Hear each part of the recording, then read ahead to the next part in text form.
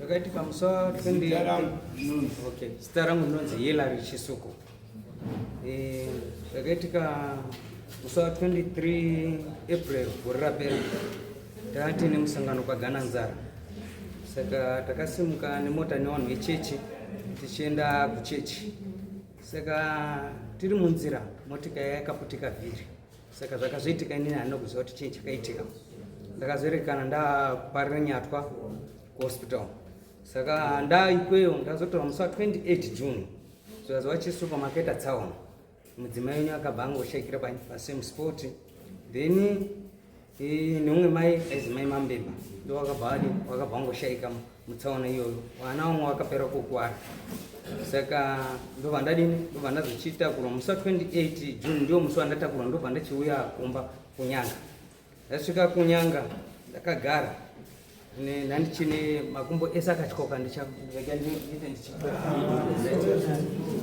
saka ndobva ndatanga kuenda kwa mutare ndaiswa kuti kuenda kuoneka kuinspection because hapana chinhu chandaikwanisa because makumbo ese akatyoka ese saka then ndagarawo zoti tamuna August makumbo ndakutanga kudzidzira kufamba ndakanga ndatanga kudzidziswa kufamba because hapana chinhu chandaikwanisa then ndadaro muna August vanhu vaiuya kundiona vamwe vaibvisa tumari twavo twaindipa vachindibatsira saka ndipo pandakaita yakaita 240 ndikati ndinotaura nyaya iyo saka zvadaro ndobva ndachituma samukuru wangu ndikati samukuru chiende kuna Tezvara ndobva aenda kwana Tezvara ne240 sipa 240 tatakati $20 yakanga yakasenzesa yetransport $20 tikati wachiuya wadini ndiende kuona pakaradzikwa mukadzi wangu $10 ngeyekuti dini yekuti wabva wazoguwa mbacha mukwasha ndobva aenda asvikako ndobva atambira mari iyoyo atambira mari ndobva anyora pepa pane pepa ravo akabva anyora bva nditi chisuko isusu toda $700 ndizivi kuti $700 yacho iyo ndeyenyu iwo wachatitsanangurira saka then inini semunhu ndandiri kungoshushikana nazvoti zvino zvichadini ndikabva ndanzongoti mukwasha saka imini zvava kuti tichazoya ugoza wakabva kuti tichazoya kumba kwenyu tozoita tozogadzirisa zvinhu kana madini mauya tikati alright saka ndava ndatoti mukwasha inini hazviitiba kuti ndidini mundiperekedze muende kogowa kwani kwemudzimai wangu mundiratidze because pasina wabereki wacho hazvidini hazviiti chiwanu inini ndochiziva hazvifani kuti tidini tiende iwo asipo tobva tatongogara tagara kudaro svika musi vanhu vangange vachingondondipa maideas saka ini ndaindifunga ndichite iwo vachauya ana Tezvara vachiuya vachitiwo mukwasha takazosangana nazvo zvakadai havana kuuya kana zuva rimwe kusvika musi wa1 December inini ndikabva ndazitsvaga mari yangu ndobva ndaenda kumba kwavo ndasvika kumba kwavo ndakasvika ndakaenda nana samukuru ndikati ndauya kubata maoko ndobva vabvisa $5 yekuti todatarana nasekuru vatabvisa $5 vati mukwasha inyu zvaakudini zvakugona kufamba ati rega ndidini ndiye ndibate maoko ndobva ndabvisawo $5 ndikati nasekuru makaita basa makadini makachengetedza mudzimai wangu ndikati alright ndobva watochinditi iwe chisuko toda kuti utitaurire zvakadini zvakaitika ndobva ndataura ndikati inini zvakaitika ndokuti tati nemusangano kuchechi takaenda tikadai saka zvakazoitika zvakadai zvikazi aiwa mashoko ako auri kutaura ichisuko hausi kutitaurira chokwadi zviri nani kuti udini udzokere kumba kwako because zvinhu zvauri kutaura hazvisi kupenderana nezvatakanzwa ndikati saka munin'ina wacho ndiye akabvazo nditi munin'ina waterera ndiye akabvazo kuti ingani chisuko atsanangura mafambiro azvakadini azvakaita zvikazi aiwa kuno kufadzi angari kunoku fadzi akati chisuko hana kudini mai ana kunge ndiwo akamanikidza mwana wedu kupinda mumotika yazokusvika kuzofira ari yazi Sami angari kunuka ana kuti akataura kuti mama ana kukwira motika saka zvichireva kuti iwe chisuko zvatakataurirwa akabva taura zita racho mai Gari ndiye akatitaura kuti chisuko iwewe ndiwe wakamanikidza mwana wedu kukwira mumotika yazosvika kuzofira ari. Ndikati ini ukazi makatanga makana ndakaramba ndakanyarara ndobva ndangondonyarara ndanyarara kudaro then ndobva achinditi iwewe chisuko chititaurira rora rako kuti wakabvisa zvakadini. Ndobva ndataura ndikati inini mukadzi wangu akanditizira nyaya yako wati wana Tezvara wako, nyaya yako nana Tezvara ndiye kuti wana Tezvara wari kuti ndiwo akauraya mukadzi. Ndo nyaya ndipo papo wandoda ndo nyaya kuda chete wana Tezvara nyaya yataurwa nemukwasha ndizvo here zvamuta dara mupasi chisuko pamusoro imam Mutasa ndiri hanzvadzi inobarwa nemukadzi anga ari mukadzi wachisuko. Ndakamira futi ndakaita sababa tochiti pamwe ndiri ndamukomana mukuru ndonzi rinosterera. Saka matsananguriro aita tingati chisuko anoita mukwasha kwatiri ne probably qualification yekuti akabvisa hembe dzeumai haana kuroora wane wana wese nehanzvadzi yangu mwana wacho ari apa. Saka zvakaitika zuva iri rawaenda razofa hanzvadzi yangu ndakaudzwa kuti vakanga vaorganiza kuti vari kuenda kuchechi asi ndaigara nemwana wavo musikana fadzi kumba kurongo kudanga mvura akanditi mama wakati havasi kuenda kuchechi zuva razonzi vari kuenda kuchechi. Mama wakati havasi kuenda kuchechi vari kusara nemuzukuru kumba saka vana baba ndo vari kuenda kuchechi.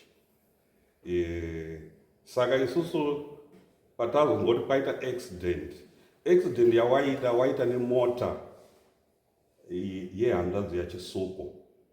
Mota iyi inomanejwa ndichisuko nehanzvadzi yangu uyu wazofa uyu.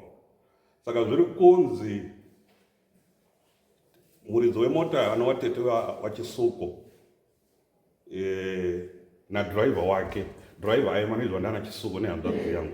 Dhiraivha anga asingateereri chisuko nehanzvadzi yangu achi override achiti ndinoteerera landlord wangu muridzi wemota, though muridzi wemota anga asingagari panyanga paichengetwa mota. Saka papaine some kind of confrontation between the driver na chisuko nemukadzi wake. Asi chisuko nemukadzi wake ndo waiona mota iyi on day-to-day basis. Saka chisuko unonzi wakazoti wanopinda mota.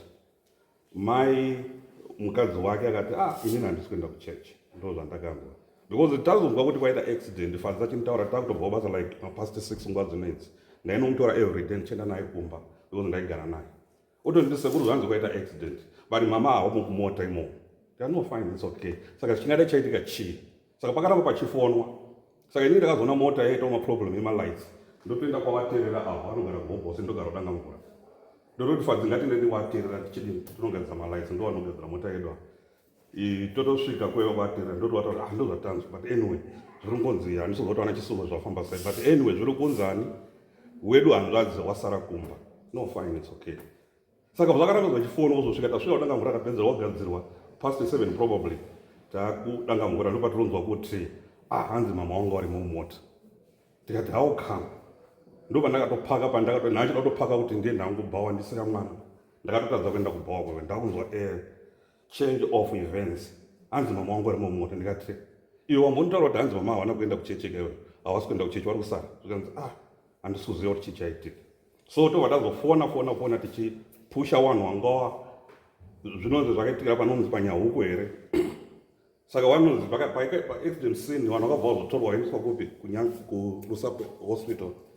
Waenda kurusape hospital ndo patakuzonzwa kunzi nemunhu anga achitaura zvichinzi vanhu vese vatakurwa nenhingi neambulance wauya kuno but mai Anna who is my sister haasi kuoneka. Ndo ndakatanga kusenza kuti munhu obviously haasi kuoneka hanzi ashaika as if haana kuoneka pasini kuti akandwa here aenda kupi handisi kuzvinzwisisa. Saka ndobva ndaramba ndichinsisa iwe uri kuti ashaika kudii kufa here kana kuti she's not being spotted on the scene because zvavaitika usiku haana gona kunditaura until mukwasha wachisuku arapa wazondifonera later vachindaura kuti sekuru zviri kunzi paita accident asi mbuya mai ana amai sister abva ashake on the spot ndati alright fine ndizvozvo tobva tatochevedzana nemisukuru.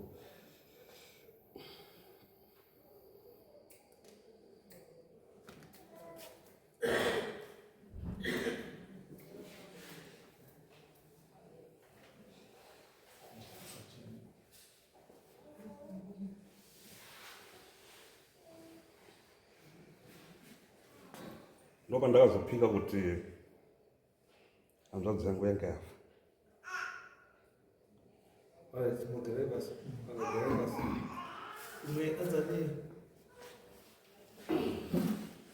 Because issue yedu yatibaba ndekuti uyu autori nyaya yake yayekuti imimi makuti iye ndiye akauraya hanzvadzi ndizvo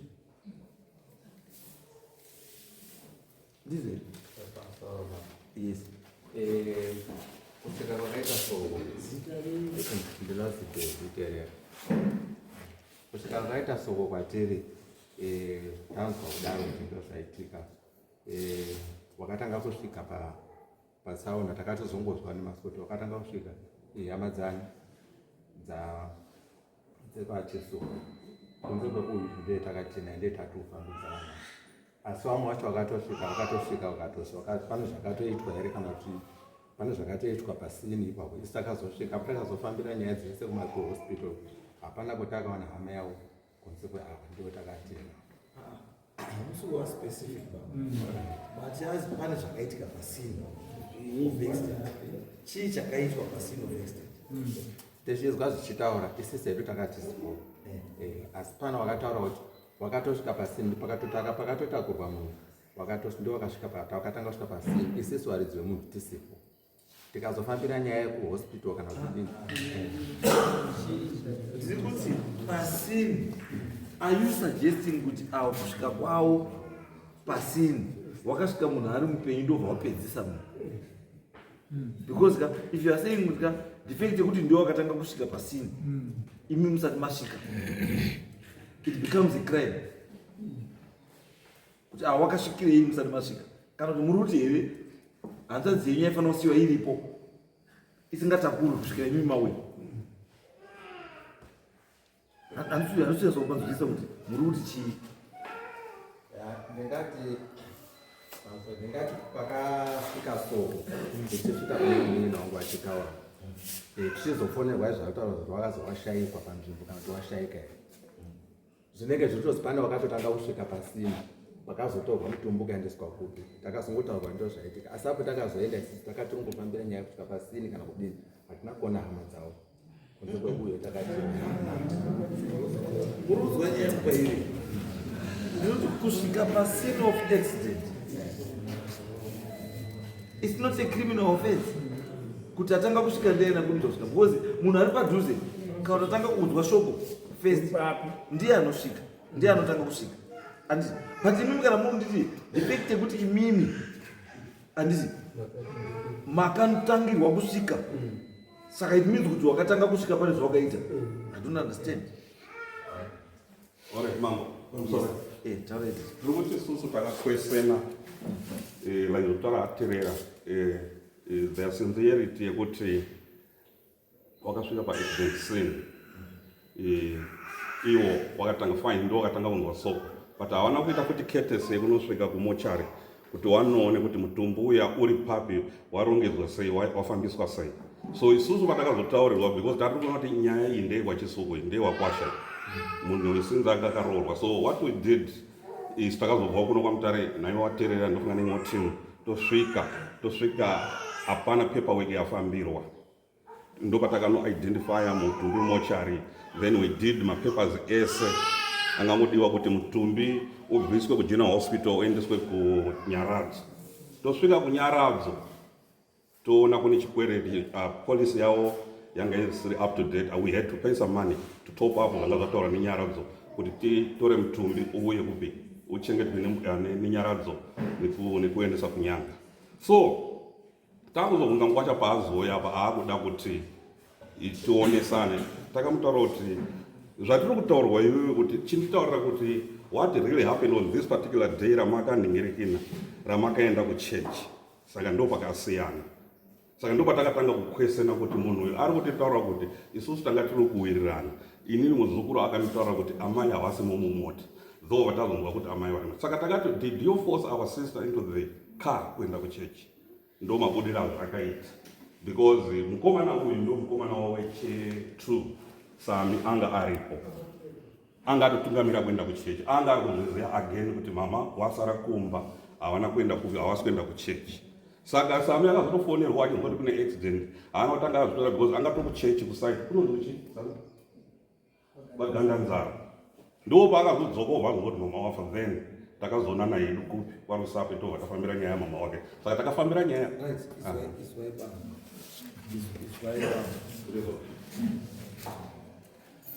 Kana tichitita nyaya yechinhu chinonzi death, hapana munhu anoronga kuti ndoda kunofa nhasi unless iri suicide. But munhu kana atora mukadzi wake naiye wari kuenda kuchechi, I don't see anything wrong with that. Kuti mukadzi watora nemurume wake waenda kuchechi, alright.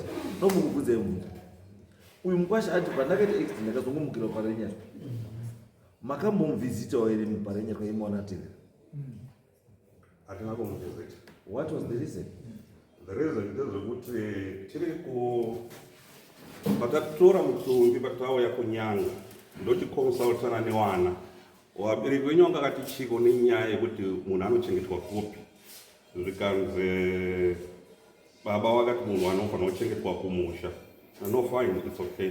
Ndozoconsulta maneighbors avo vaita mavendors vaitengesa parengi paipo. Maneighbors akati sisi anga akati ndine imba yangu kupi. Who is my sister? Anga ndine imba yangu kunyanga, saka ndofanira kuchengetwa kuno. Fine, ndo vatazotowana chisungo ndazvinzwa zvataurwa newana nezvataurwa nemaneighbors enyu. I think chindipai mari yandashandisa, maexpense andashandisa kubva kunyanga kusvika panapa. Kana muri kuti tiri kuproceda kuenda kupi kuhondevhalo, hapana mari dzakabuda. Ndikati saka nehama dzangu dzandinadzo dzimwe dzakabva kuHarare whatever, tese taungana tikawirirana kuti expense iyi yakuita nga yaiswa on us. Because wamwe tete wavo ndakatotaura nawo ndikwarusape ndichifambira mapapers, wakanditi sekuru itai zvese zvamuri kuita, tokupai mari yenyu taakunyanga, and that was not fulfilled. Ndopakusiyana ivo pamaita zvese izvo, uyu mukwasha yenyu anga ari kwenda, anga ari hospitalized, ari kuchipatara. Then why are you taking the blame yehama dzake kuiisa paari? Because iye dai anga akafawo futi aigwa nani? Because mamutaura kuti pakafa mukadzi anga sitoripo pakaugwa mukadzi wake, ndipo makatakura mukadzi wake. He was not even there. Because anga tori muchipatara fighting for his life. So what did you expect him to do? He had to do bedridden, had to fight off his life. What did you expect him to do? Wamamuti mimi pakati pana chisango wacho aifanira kuita take up the responsibility yezvinhu izvozvo ndiyani? No, it's why. Pambo mukadzi wangu inini waJames, haasi waJona, haasi waJosiah, haasi waTonde, haasi mukadzi wangu inini. My wife is my responsibility. If I am not around, ndikatoona hama dzinomira ndisipo, ndimwari. Ndimwari. Handifaniri kuti nekuti hama dzangu dziripo dzinofanira kuita nekuti ndimi. No. Because ukatarisa paka munhu wamuri expecta kuti aite sei? Aite take charge of that. Atone maburi yako. And the nearest person kune munhu afa, it's you because you're brother. You are the brother. Wamweka panyaya, they don't matter. Yes, ndosarutaura kuti the reason yemakati makacheka responsibility because munhu akafa ihama yenyu chaicho. Andika awo wamweka ona chisango awo andika inini ndinoti yaiita nyaya dai mamuri kutaura kuti uyu murume uyu he was there but haana chakaita but murume uyu anga sitoripo he was busy fighting for his life but now aponawo achiita the courtesy yekuti ndakuchenda kunoona Tezvara ndakuchikumbirawo ndichinone pakaradzikwa mukadzi wangu bhosa mauri kuti iye ndo akauraya mukadzi no handisi kuona element yekuraya mukadzi an accident is an accident ngoyegona kuuraya koko iye dai anga ari akafa manje hanzvadzi yenyu yakapona tete ndiyauraya mamuri tete ndiyauraya dai iye ari akafa hanzvadzi yenyu iri penyu Sorry, mama. yes Hatina kuti ndiye wakauraya. Tiri suspicious of my events akaitika. Hatina kuti takauraya. zvazvinoita the moment you suspect something and you suspect someone kuti ndiye akaita chakati it means there is something illegal chakaitika Ndobatula kusvika ipapo. Pane zviri illegal zvakaitika. right ndizvanotaura kuti inini kana ine nyaya yefuneral and expenses izvo ngatizvise pai paside because itori funeral neaccident let's put that aside kana paine dzimwe nyaya dzisiri dzefuneral neaccident izvo dzedzo we can entertain Ndokata tokuenda step by step. I'm happy to kufamba tese nemi. yes Saka tinokuti isusu takuenda kuburial. Taita zvese ma-expenses ayo. Fine, tiri kuzvi-understanda. I've taken my responsibilities kuti hanzvadzi yangu mukwasha wangu akwara. Muridzi wemota anova hanzvadzi yake. Arapa ane magloves on. Never did anything. She never did the body viewing. She never did go to the burial site. So ndokata question all these events. Zvanancha kutaura izvezvo. Kuti isusu ndopatakazointerview mukwasha vedu paakazouya. Mukwasha, alright fine, ndichitoripo I think mukwasha waningi wachisuko again.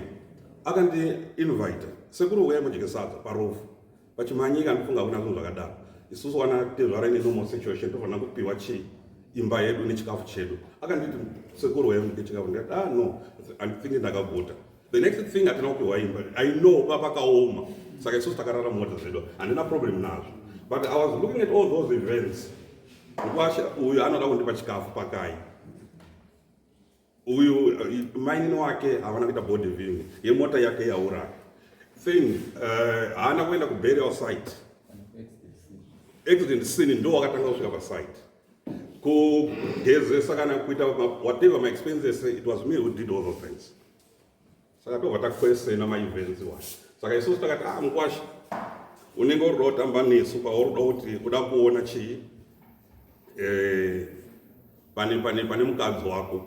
I think nema-events atiri kuona esai handidi kurwadziswa ka2 wakatopaona kudhara go ahead ndakataura mukwasha wacho enda unoratidzana ende munoratidzana muri 2 so ndopawazouya wachichitaura nyaya utikati mukwasha ngatisasataudzane nyaya iyoyo because tingazoitwa ngati tinozosumudzirana matemo saka nyaya yake yaari kutaura yekuti ndakapumwa haisiyo initially yaanga aripota kwamambo Mutasa kuno initially anga aripota case yekuti vanaterera vari kurekedza vari kuramba kugohwa nhumbi dzemufi isusu torekedza kugohwa nhumbi dzemufi idzodzo because tine machallenges saka mazoona ndingaona pepa redu ndofunga ramambo rona rarakanyorwa date ra29 ndofunga last week but ndofunga rakazoaltwa munhu akanditambidza ndakanga ndataurwa nemwana wacho again Fadzi sekuru pane nyaya yamasungiswa kwaMutasa irunzi ichapinda musi wa29 then all of a sudden ndakaona no communication until I was phoned negweta ramambo Mutasa ndopazo ndoti muchiterera ndozokuona nguva yakadai ndikati munenge manonoka mai because ndakazoti case iripinda musi wa29 why are you saying hauna kunonoka here kati ndichapinda mutown late ndozoenda kupai mapapers and no fine it's okay ndopakazondova nemachange of dates ignore date reaper but ndakanga ndataura ndikupinda musi wa29 all of a sudden yakuzonzi yakupinda musi wa5 handina hangu basa nazvo kuti ndiyapinda nhasi but ndiri kuti ma-events were told me a lot of things further pane umbo chishe wangu achinge awigwa hanzvadzi yangu the following day mbuya wake vamwene wake vanotitaura iyenwe ihope I did not take them seriously ndarota my aunt akagara pamusoro peguva rake no fine that came to me ndikangozviignora zvakadaro further mwana wacho musikana mukuru wauye ndopakandifonera sekuru ndarota mhai vachiti pane munhu anga achitamba nezvipfeko zvangu zvemukati itai vana sekuru vandifambire imba ndakachengeta. I couldn't understand that. Fine, it's okay. Later chisuko yazobuda muhospital anouya ndikati musikana akafadza kuti kandaigara nako musikana akadokokawo endai munoona baba ubva wanoona baba vachipesana uyu mufadzi achikuenda kuno kwamutare sister yacho wakabva waenda wese vari 3 wakanoona baba wavo wese vari 3 uyu aigara nababa uyu musikana akarorwa samwe achidzoka but asati adzoka ndopakandifonera sekuru ndaonana natete tichitaura tichiona baba but wanditi sekuru zvinoita here kuti vana tete vanondibvunza kuti takauraya munhu asina mhosva vana sekuru vanoda kuripwa sei. Saka ndikati iwe wawapindura kuti kuchii ndashaya kuti ndiwapindura kuti ndikati no chisiyana nazvo zvakadaro munhu akafa achaita zvinhu zvake isusu we are not going to fight kune munhu iyeye on behalf of munhu iyeye isusu tichangofolowa ma-events zvaanenge achiita. Saka isusu patakaona chisuko achiuya tichiona taada kunetsana ndakangoti chisuko wadini kubuda pamba pedu because akatonetsana navaterera ndikaona kuti noizi rikangobuda pana tikati chisuko netimu yako budai muende kumba kwenyu tosiyana nenyaya hapana need yekuti tidiscuss anything. Saka handisi kusurpriswa kuti initially akanga auya achida kuripota case yekuti vanaterera havasi kugowa nhumbi because isusu ndakanga ndataura nevazukuru vari 3 wana vari 3 ndikati vazukuru isusu hatisi kuzoita nyaya vana baba wenyu havasi kuzoita nyaradzo ndini ndichaita nyaradzo ini because vana baba wenyu havana kufirwa akafirwa tisu anaterera nemi wazukuru saka ndini ndichaita nyaradzo pamba penyu pachisuko. Saka just need your input shoma shoma ndotsvaga mari ndokuitirai nyaradzo toita toguwa zvinhu zvamuma wenyu nekuti toda kusunungura ivo wanavo ndo vanenge vakusungirwa play zvokuti baba wenyu vazoita sei hatina basa nazvo. Saka zvandisungisa kunongo kuya kwamambo Mutasa ndanga ndiri kutozvita because atonditangira ndii ndaifanira kumutangira because ndaifanira kutoenda legal suit yekuti 1 mota yakauraya wangu hanzvadzi in that particular incident driver yaifanira akasungwa haana kusungwa fine hazvina basa takazonzwa kuti anenge akazotofamba driver iyeye kana abhadhara fine kana asina handina kuzvitsvaga handisoda kuzvitsvaga ndichazozvitsvaga hangu at the right time. Takanzwa kuti aita sei driver akazofamba kuti nemwe mota but ari kufamba neimwe mota ndopari kutaura uyu chisuko uyu ndaitaurwa nyaya nemwana wake ari kutaura chisuko kuti ndakarota my late sister achiti mai ana vari kuya kwandiri achiti unachengeta wana wangu. Saka ari kunzi unachengeta wana wangu uyu wakamupa advice yekuti chii wadini kumbosiya zvekudhiraivha mota handizivi kuti aiva dhiraivha uya asisiri kumushandira advice yakadaro sei muri kuona zvinhu zvisuspicious zveza fine zvadaro takazonzwa kuti dhiraivha uya akazotsika benzi rikafa iye akabuka makumbo handizivi kana chiri chokwadi maybe ndiyo munhu angona kutibatsira. So ndiri kuti zvese izvi maevents anga tichiona kuti pane some kind of foul play ndofunga ndo zvandikataura ndikazotaura zvinhangu zvandakarota zvekumba kwedu zvakandipa guideline yandaitaura inini kuti I will sue these people kuma-civil courts because mota yakauraya yakadisadvantage uyo wangu hanzvadzi nefamily yake like iye zvaitotaura munhu achengeta wana wangu ndofunga ndo zvandikataura dai. No, it's okay. Right. Nyaya yenyu haisitombona zvese. Nyaya yenyu ndeyekuti kana musiri kugutsikana nekufa kwemufi batanai nemukwasha pindai musango mutsvage mese muri mese muudzwa muripo mese kuti chakauraya munhu chii because it's not healthy because pane wana wari it's not healthy because pane chii pane wana wari because wana ucharamba wendifunga kuti baba ndiye akaurisa mai kana kuti uku kucharamba kuine kuti vana tete wane chekuita nekufa kwamai kune because mataura mabata vanhu vakawanda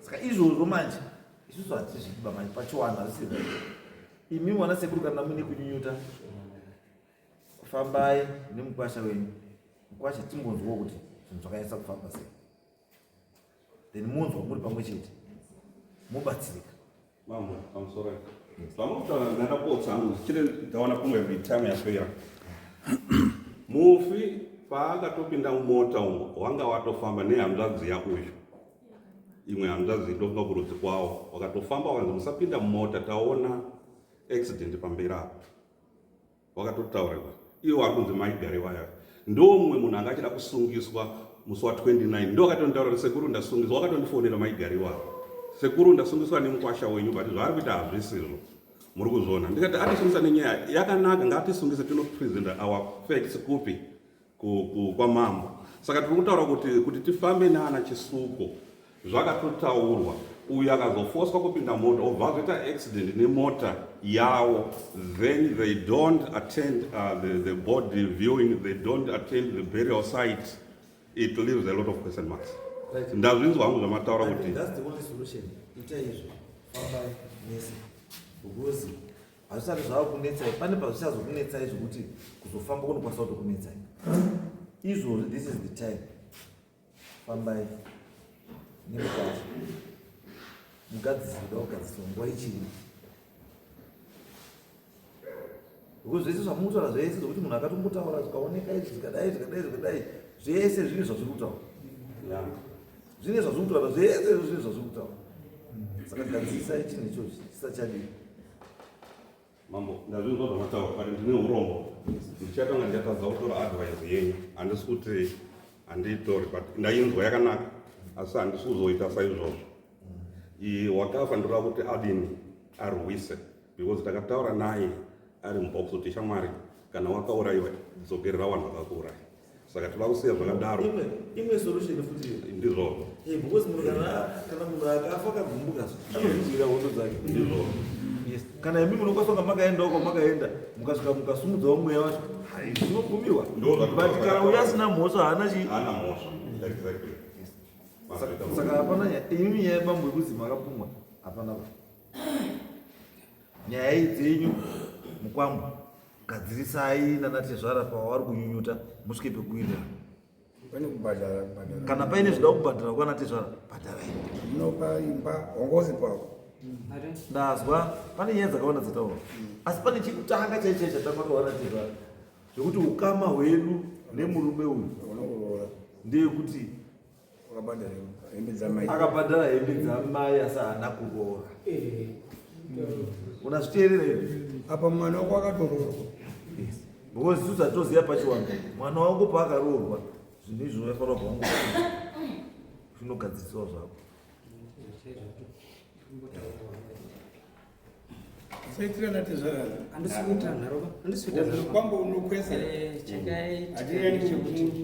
promota ndechekuti inini kusenza kwandaita kuti mukadzi wangu akanditizira ndiri form 499 mari yandakabvisa ndakatanga kuziisa mari iyoyo yaikwana yaitenga mbudzi ndizvo andaiziva na 99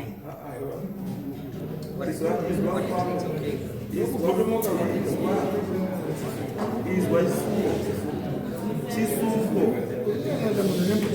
tati chisuko andi tati chisuko dzoka pasi nanaTezvara wanaTezvara watomuda pachena kuti chisuko hauna kudii chienda kunanaTezvara waTezvara wakutaura kuti zvawari kuda zvikuroora ndezvipi zvawakasiya pane zvawakabhadhara sataurira rori muno sataura kuti wakaita nembudzi kuti wakabhadhara mbudzi ayo hati chitaurai naTezvara ine mugare pasi taurai nemukashaizvakanaka Discuss TV.